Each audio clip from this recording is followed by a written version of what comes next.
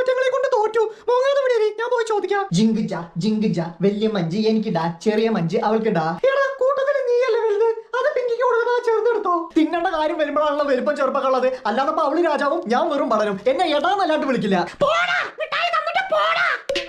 കേട്ടില്ലേ മോനെ, നീ ഉണ്ടായതിന് 10 വർഷം കഴിഞ്ഞാണ് നമുക്ക് അവളുണ്ടായത്.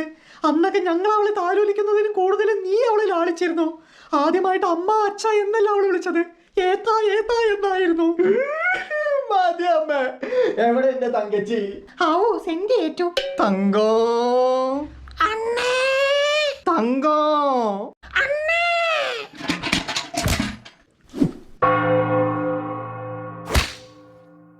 ജിങ്കിജ ജിങ്കിജ, വലിയ മഞ്ചും എനിക്കിടാ, ചെറിയ മഞ്ചും എനിക്കിടാ.